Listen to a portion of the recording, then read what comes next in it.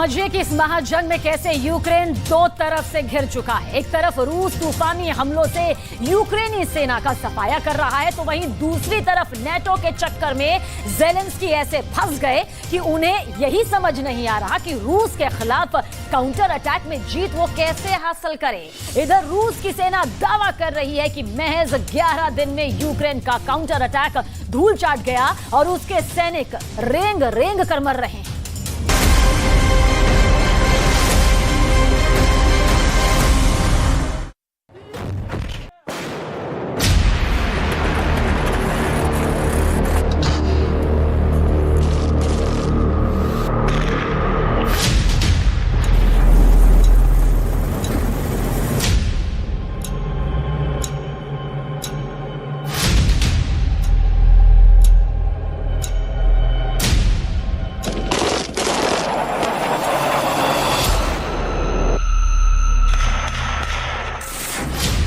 लगभग 15 महीने तक रूस ने यूक्रेन पर इतने प्रचंड हमले किए कि यूक्रेनी सेना को सिर उठाने तक का मौका नहीं मिला। लेकिन 16वें महीने में रूस के ऊपर शुरू हुए यूक्रेन के काउंटर अटैक अब यूक्रेनी सेना के लिए मौत का कुआं बन चुके हैं। आखिर ऐसी क्या वजह रही कि 4 जून से शुरू हुआ यूक्रेन का काउंटर अटैक महज 11 दिन में ही दम तोड़ने लगा है।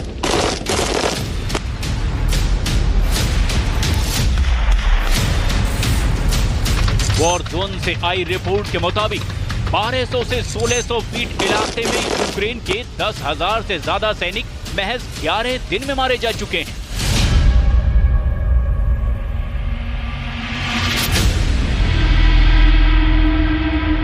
(1600 फीट में मरे 10,000 सैनिक। 13 लाख करोड़ के हथियारों के साथ युद्ध कर रहा यूक्रेन रूस को अब तक क्यों नहीं डरा पा रहा है? क्या ज़ेलेंस्की के जीत के दावे महज प्रोपेगेंडा हैं? आखिर ऐसी क्या वजह है कि रूस के खिलाफ यूक्रेन का जो काउंटर अटैक 5 तरफ से हो रहा था वो महज 3 तरफ से हो रहा है? आखिर यूक्रेन काउंटर अटैक बढ़ाने की बजाय कम करने के लिए मजबूर क्यों हुआ है? रेंग रेंग कर मर रहा है यूक्रेन। शायद सेकेंड वर्ल्ड वॉर के बाद ये ऐसा पहला युद्ध है जहां एक देश 81 देशों से जंग लड़ रहा है। नेटो के 31 और पश्चिम के 50 देश मिलकर इस वक्त यूक्रेन को अंधाधुंध हथियार देने में जुटे हैं। हालात ये हो गए हैं कि इस वक्त यूक्रेन दुनिया का इकलौता ऐसा देश है जो 600 तरह के हथियारों के साथ रूस के खिलाफ जंग लड़ रहा है। यहां तक कि दुनिया की सबसे ज्यादा एंटी टैंक मिसाइलें भी इस वक्त यूक्रेन के पास पहुंच चुकी हैं। लेकिन हैरानी की बात यह है कि जो यूक्रेन दावा कर रहा है कि उसने रूस के 2,18,000 सैनिक मार डाले हैं, वो यूक्रेन पूर्वी और दक्षिणी यूक्रेन से अब तक के रूस को खदेड़ नहीं पाया है। यूक्रेन का दावा है कि उसने रूस के लगभग 4,000 टैंक, 7,600 से ज्यादा बख्तरबंद गाड़ियां, 3,800 से ज्यादा तोपखाना और 314 लड़ाकू विमान को तबाह कर डाला है।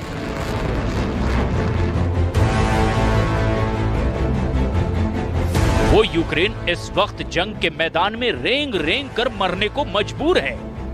जो रिपोर्ट वॉर जोन से सामने आई है वो हैरान करने वाली हैं। जरा देखिए, रेंग रेंग कर मर रहा है यूक्रेन। यूक्रेन ने रूस पर 4 जून से 5 तरफ से काउंटर अटैक शुरू किया था।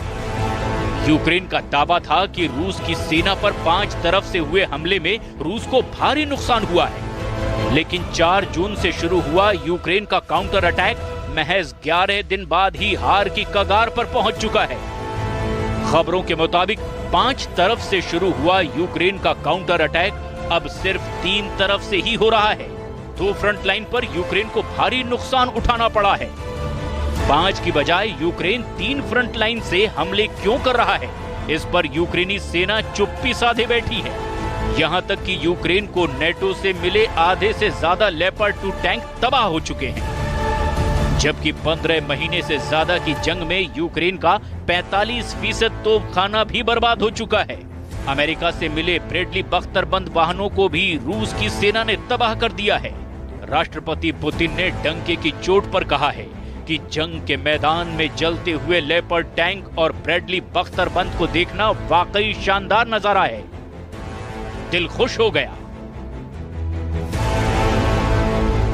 Там же не только, вот я сказал, сколько там, 160, свыше 160 танков, там 360 БМП, это же не вся натовская, там и еще советского производства, там бронетехника уничтожается, но прекрасно горят, как мы предполагали, и Брэдли, и эти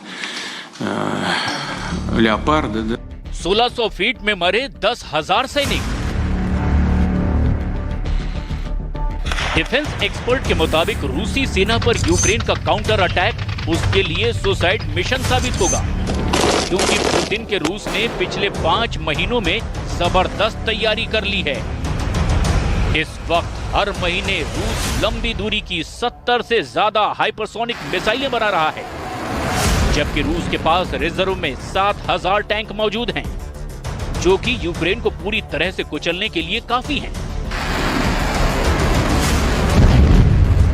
इसके अलावा सुखोई और मिग सीरीज के 700 से ज्यादा फाइटर जेट और बॉम्बर यूक्रेन के शहरों के चीथड़े उड़ा रहे हैं। ऐसे हालात में यूक्रेन का काउंटर अटैक वॉर एक्सपर्ट की समझ से बाहर है, जबकि जेलेंस्की का मानना है कि अगर अभी रूस की सेना पर काउंटर अटैक नहीं किया तो रूस कुछ हफ्तों में ही राजधानी कीव पर भी कब्जा कर लेगा।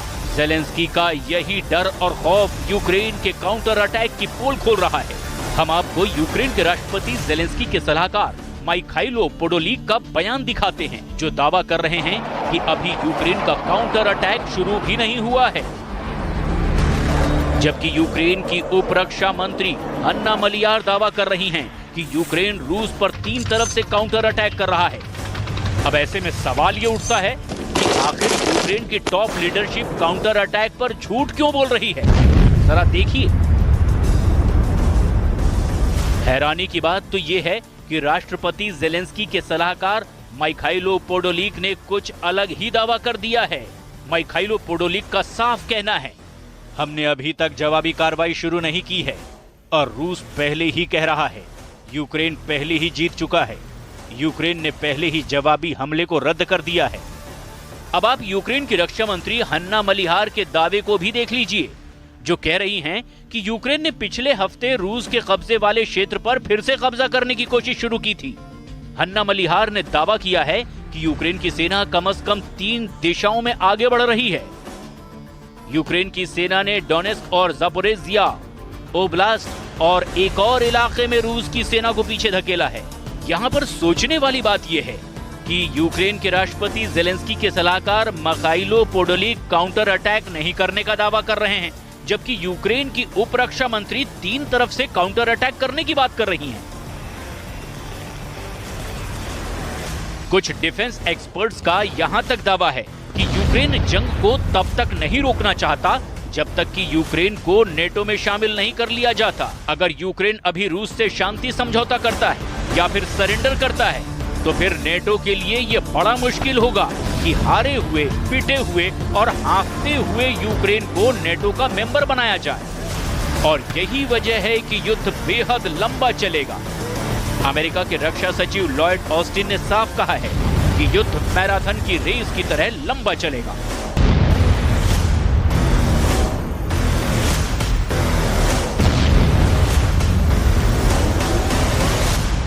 And Ukraine's fight is a marathon and not a sprint. So we will continue to provide Ukraine with the urgent capabilities that it needs to meet this moment, as well as what it needs to keep itself secure for the long term from Russian aggression. And make no mistake, we will stand with Ukraine for the long haul.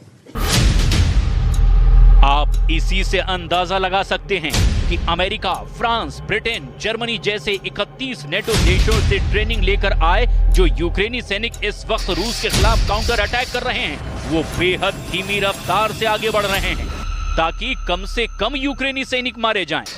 Ukraine की सेना अभी तक रूस की first defence line को भी नहीं छू पाई है। जरा देखिए यूक्रेन की उप रक्षा मंत्री हन्ना मलिहार के दावों से कैसे यूक्रेन के सैनिकों के हमलों की पोल खुल रही है।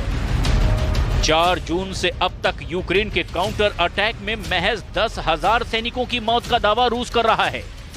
वहीं दूसरी तरफ यूक्रेन की उप रक्षा मंत्री हन्ना मलिहार के दावों से भी पता चला है कि यूक्रेन का काउंटर अटैक बेहद धीमी रफ्तार से चल रहा है। हन्ना मलिहार के मुताबिक बखमुत मोर्चे पर यूक्रेन की सेना 11 दिन में 650 से लेकर 1600 फीट इलाके पर ही कब्जा कर पाई है। वहीं जापोरिजिया दिशा में तो कुछ हिस्सों में 980 और 1150 फीट के बीच यूक्रेनी सेना जमीन पर कब्जा कर पाई है। यानी अधिकतम 1600 फीट इलाके पर यूक्रेनी सेना रेंग कर मर रही है। Сегодня ночью воздушно-космические силы России нанесли удар высокоточным оружием большой дальности воздушного базирования по местам производства ударных беспилотных летательных аппаратов. Все назначенные объекты поражены. Цель удара достигнута.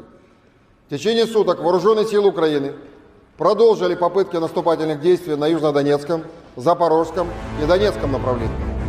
ज़ेलेंस्की इस बात से भी बेहद परेशान हैं कि यूक्रेन को नेटो का मेंबर बनाने में कुछ नेटो देश जानबूझकर देरी करवा रहे हैं। ज़ेलेंस्की ने साफ कह दिया है कि अगर जुलाई 2023 तक यूक्रेन को नेटो में शामिल नहीं किया गया तो फिर यूक्रेन की हार और बदहाली के लिए नेटो के 31 और पश्चिम के 50 देशों को मिलाकर कुल 81 देश जिम्मेदार होंगे।